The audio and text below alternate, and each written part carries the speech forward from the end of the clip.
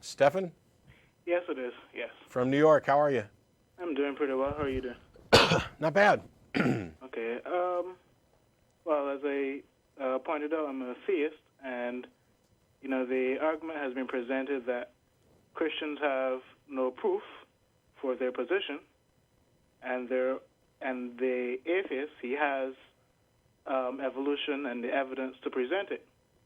And my question is, have we as human beings witnessed our own birth? And the question is that we really and truly accept that the person who's our mother, we accept it by faith, really and truly, because, you really didn't see it unless, of course, it was videotaped. It's not until later someone who's probably adopted is then told later that this person was not your birth mother. So I'm saying that generally, even with the Big Bang, no one realistically saw it, so it can be done from a standpoint of from faith, because it is really something that you believe in without having to see. And it's the same thing for theists as well. Okay, there's about 6 things that are kind of wrong that I want to address, and I'll trade off, and I'm sure Jeff spotted all 6 of them as well. The first thing is that atheism and evolution are in no way tied together. My atheism is not dependent on an acceptance of evolution or anything else. It is entirely dependent on the theistic claims have not met their burden of proof.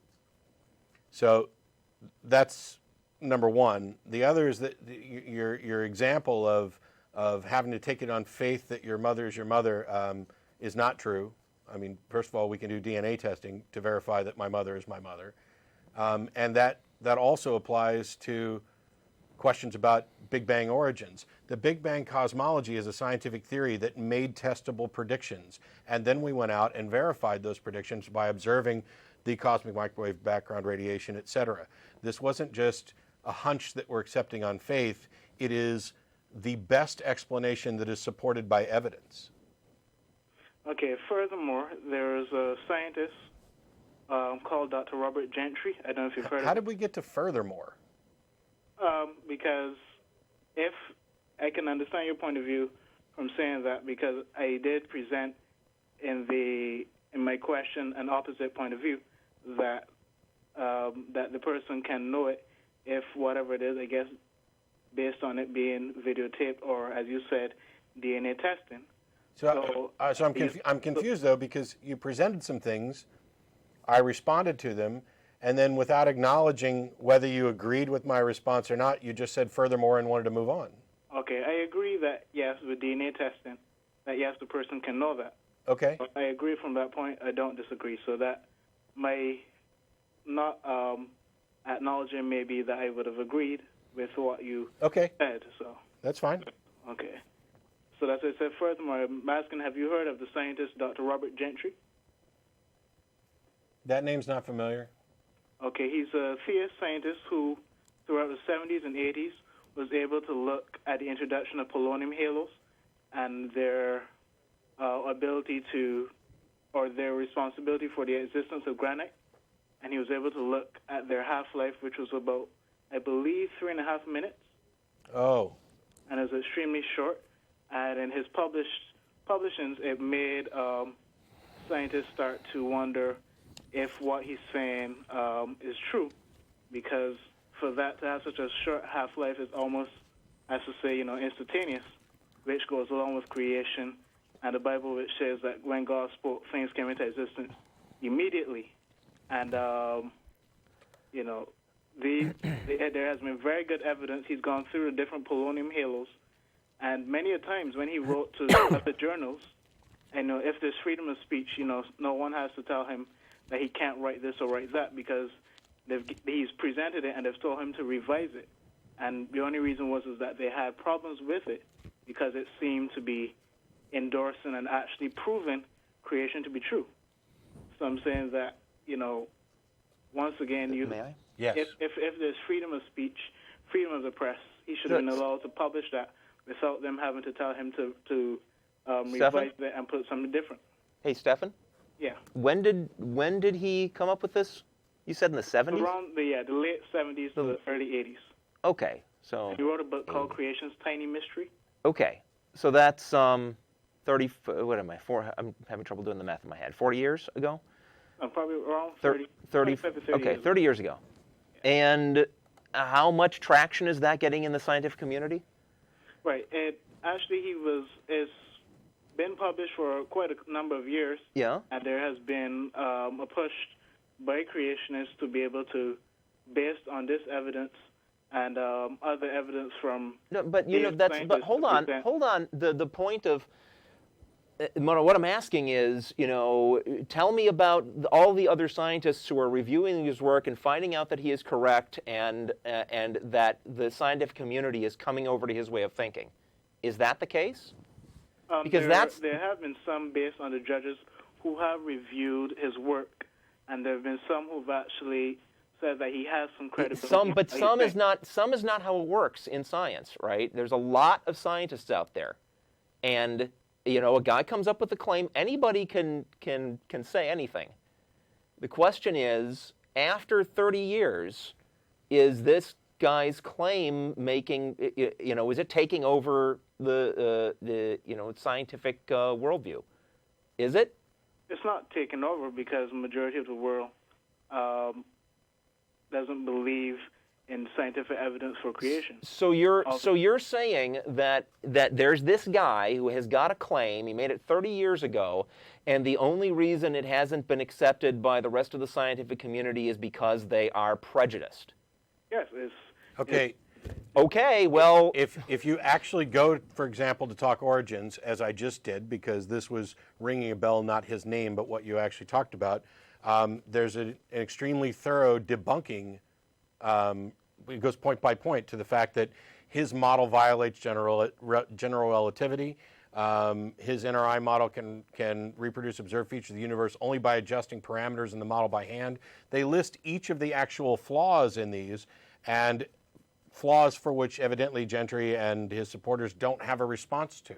So I'm not an expert in this thing, and it doesn't really matter to me that some, as Jeff was pointing out, that some scientist has come up with a theory, for example, that some other scientists happen to agree with.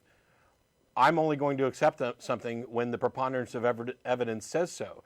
When you claim that this is being refused because scientists have some conspiracy bias against something that would disconfirm creation, first of all, I don't believe that that's remotely true. But second of all, the reason that I don't think it's remotely true is that his theory does not confirm biblical creation or any other creation. It is just a different model of the universe. There is nothing that says, let's assume, for example, that his model was actually correct. You cannot draw a line from his model being correct to therefore what the Bible has to say about creation is necessarily correct, and therefore there is a God. Finding something that is consistent with a biblical creation account does not prove that that's what actually happened. And in this case, his model is wrong. Yeah. Now, and one more thing, Stephan. I mean, you can say that the only reason that that the scientific community has not accepted this guy's views is because they're all part of a conspiracy to not accept it. But you know what else you can say? You can say that the only reason that this guy and his supporters proposed their views in the first place is because they're part of a conspiracy to get their views accepted. Either side can play that game. Let's not play that game. Let's look at the evidence, and that's what scientists do. That's their job, is to look at the evidence and see if it supports a theory or not. Right. Anthropology is a science as well, right? Sure. And? And many in anthropology have discovered things that have supported the Bible, in terms of. Are we off on yet another claim? We're still talking about what Okay, we'll keep on Jensen. Gentry. The point is, you cannot make your case by saying, I've got one lone scientist and a small group of believers who all say this one thing that isn't accepted by the scientific community. Therefore, that's evidence that my beliefs are true. That just doesn't wash. Okay, I will not jump around for you, but okay. The fact that there are many, as to say, science, because Gentry is just one of the few that do support this claim, and just as I was saying, as I asked you, if anthropology itself is a science, and in their digging, those physical anthropologists who go out there and dig up and discover things that do support it, such as, you have anthropologists who dig. Who make excavation digs. Okay, let's cut to the chase. Things that let's cut to the. I'm sorry, Stephan, may I? Yeah. Well, so let's cut to the chase. What have they discovered? Have they discovered anything that's evidence that any supernatural events ever occurred? Okay. There has been even fossils themselves of men who have been over the height suggested by evolutionists, because evolutionists have said that we have developed and grown up from a smaller form to being bigger than we are now, and there have been bones of a man who feet tall. Wow. There's individual variation even to people now. This is just assuming, without even looking at any of the references, this is just assuming that what you're saying is true. There's height variations among modern-day humans now. The fact that you could, even if what you're saying is true, the existence of a fossil that is larger or smaller than expected is not proof of anything supernatural. Does this fossil have like attachments for wings or something? No, it's what are you claiming that it is? It's fully human. It's fully human, 12 feet tall. Did it have? Okay, so you're saying it was 12 feet tall? What? Yes. 12 feet tall? I think we'll have Matt. Matt's going to do the research on this. I think you've been getting your information from very unreliable sources. I recall pictures of guys excavating giant skeletons, and those pictures have been demonstrated to be fakes. What was the one in England, the famous one in England that was a statue? Things like Ramapithecus and all those guys, haven't they proven to be fake too? And also the other No. quote-unquote missing links? No. First, okay, wow. Hang on. Let me backtrack a second. First of all, your conspiracy theory thing falls apart the second you realize that atheism and evolution are not tied together, and that there are tons of Christians and other religionists who accept that evolution is a fact. Oh yeah, and I have one more comment on that. It is a fact. It is supported by evidence, and even one of the current head of the NIH, who is the former head of the Human Genome Project, has said that even if there were no fossils, the DNA evidence alone would be enough to confirm common ancestry. This is an evangelical Christian who I despise for all sorts of things, and yet he is unwilling to buy into this nonsense that you're buying into because the science does not support it. And now you're talking about digging up bones of 12-foot tall. What sort of conspiracy planet do we have to live on where the discovery by anthropologists of 12-foot humans. It was done by evolutionist anthropologists, mind you. Name them. What world, kind of conspiracy world do we have to live in where the discovery of 12-foot human remains that disprove evolution, and I'm not saying that necessarily would, but you aren't front page news everywhere? What sort of world do we have to live in for that to be the case?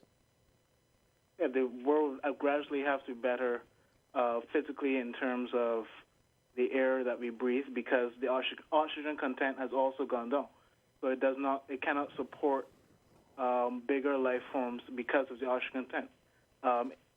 Because what I'm saying that this supports it, if someone who believes in the Bible, where Genesis 6 says that there were giants in the earth, you missed something very important a minute ago. And that is when I said that you can find things that are consistent with the Genesis account, yet they do not confirm it. in much the same way that anthropologists 1,000 years from now can dig up New York, but that doesn't confirm that there was a Spider-Man.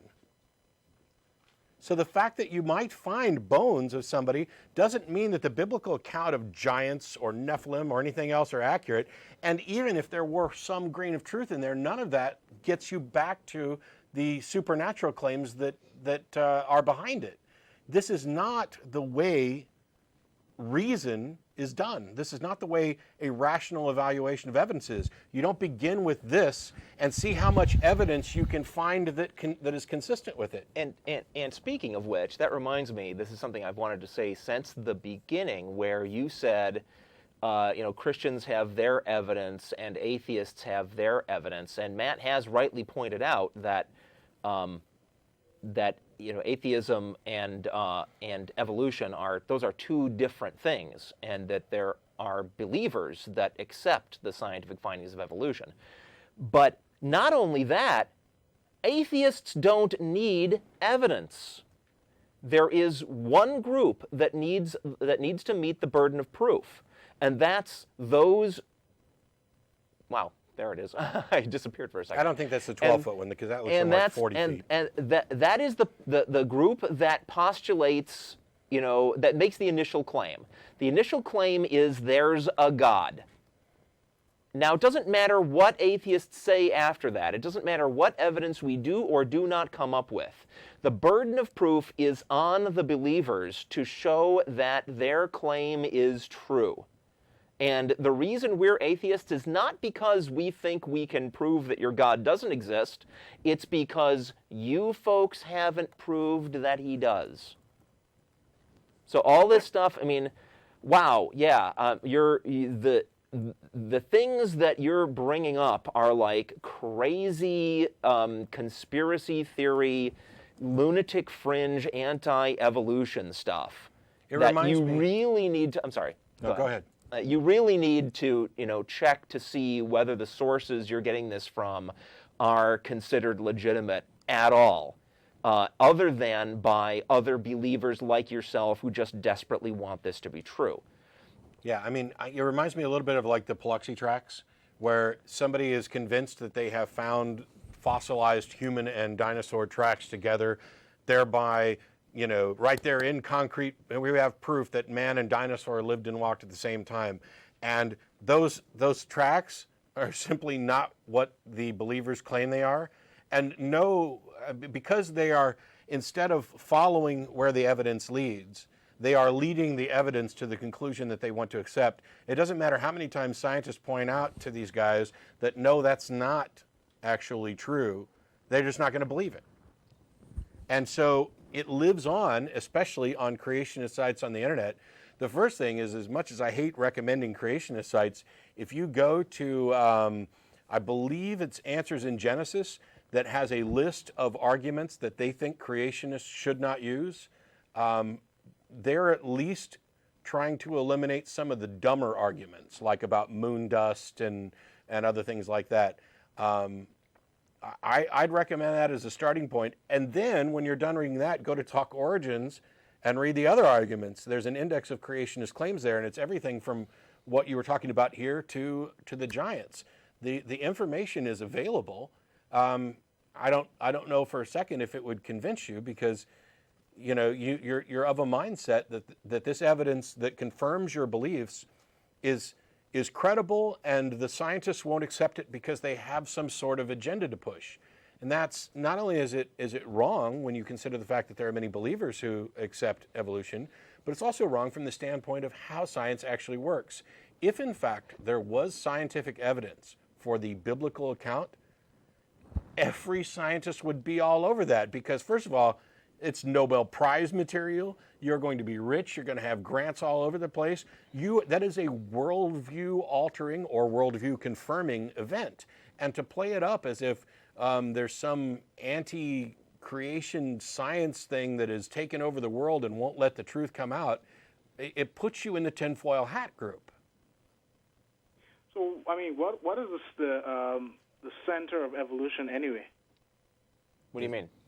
The first thing I've heard of in evolution evolution is the Big Bang Theory. That's not part of Can that be evolution. proven? The Big Bang has nothing to do with evolution. The theory of evolution by natural selection begins after life formed. It has nothing to do with universal origins, and it is only loosely tied to abiogenesis in the fact that we need some explanation for how life formed in the first place. Evolution deals with how creatures evolve over time. Okay. And I will admit to you that I have not even really scratched the surface of studying evolution. But, that's why I'm asking, what is the real center of it all? What does it wholly stand upon? Evidence? Yeah, no, not just evidence, but what was the initial thing that started the study of evolution really and truly? The observation of the diversity of life and an attempt to come up with an explanation for it. And the evidence continued to point in the direction that small changes over vast periods of time can account for the diversity of life on the planet. Right, and, the thing about it is, do y'all guys believe in the Big Bang Theory? Well, that's a weird phrasing, but I'll just say yes to save time. And have you witnessed it? No. So Obviously. Isn't that just accepting it without any... No. No, because look, the evidence for a God, the evidence for God is like visions, and dreams and claims of divine visitation and things like that. The evidence for the Big Bang is like, carefully measured, carefully taken measurements of the natural forces in the real world. Yeah, The kind of evidence that supports it is completely different. But what you're asking, and this is why I'm saying that you've fallen prey to creationist arguments. It's so typical. They're teaching little kids to go into their science classroom, and as soon as somebody starts talking about millions of years, the question they want them to ask is, "Were you there?" And that's exactly what you just did.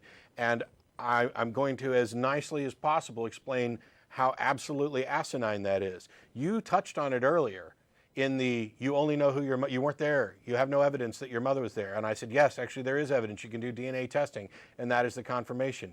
It doesn't matter if I was there. I didn't witness Jeffrey Dahmer kill a bunch of people, but that's the conclusion that the evidence leads to.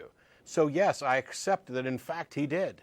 I wasn't there when George Washington became the first president of the country, but the evidence leads me to conclude that that historical account is most probably accurate. And in the case of the Big Bang model, that is the result of a lot of math and thought that said, what is the explanation for the origins of the universe? And it's not like once we got the math somewhere we liked it, we just stuck with it. No, it was a model that made testable predictions, and then we went out and we did things like building the Hubble telescope and other instruments that allowed us to measure the microwave background radiation and confirm that the model was in fact accurate. I didn't have to be there to have sufficient evidence to believe that it is the best scientific explanation of origins. And what I find particularly amusing is that the creationists who want to ask, were you there? Most often they are particularly evangelical Christians. Were you there when Jesus was resurrected? I wasn't there, but... What evidence then do you have to believe that it actually happened? And this is where theism is different from, I guess, you can say. It is, because you don't have evidence. Where it's accepted by faith, but there are physical examples where you said that there are none, but that's not true. The difference between theism and science is that for things that we weren't present for, science relies on evidence to lead us to the best possible conclusions about what happened. And religion relies on something other than evidence. Why? Because they don't have evidence. Faith is the excuse people give when they have no good reason for their beliefs. If you had a good reason, you wouldn't need faith. Right, but you said right that there's no physical evidence for creation, but that's not even true. Yes, it is. Or you have the floor. Tell us what the evidence for creation is. There are many of them, as I stated earlier, from excavation digs. There's also the account of the Ark. There's also Mount Sinai, which account of the Ark? I mean, they've found the Ark 40 times now, and none of them have actually found the Ark. And by the way, finding an old boat. The Ark of the Covenant, which is in Israel's in Israel's economy in terms of the sanctuary and all that. Wow. They found it in Indiana Jones, the first movie, too.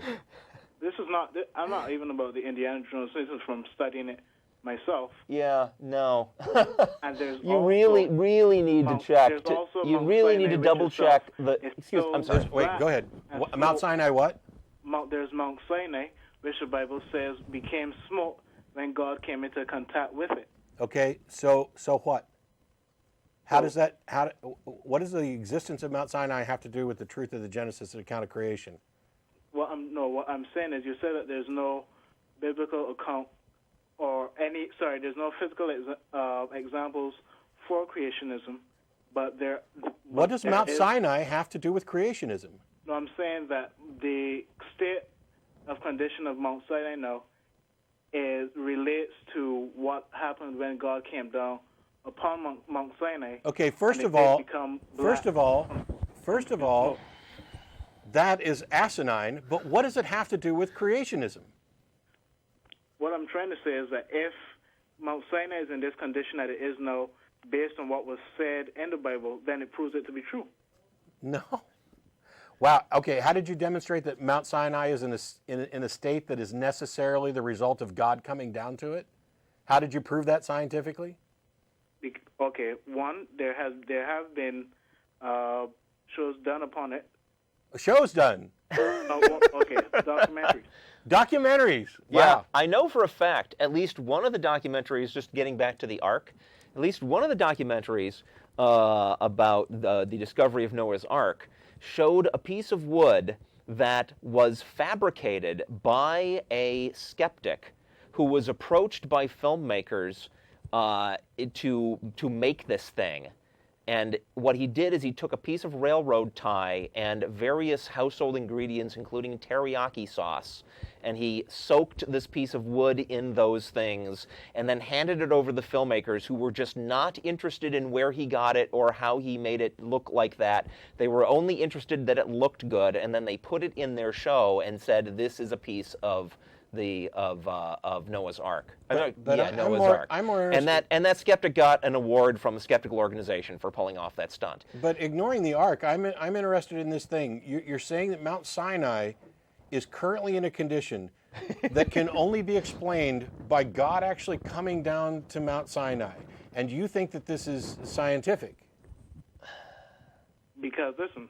No. When things are burnt, they're left in a charged state. Okay, but burning does not prove God came down.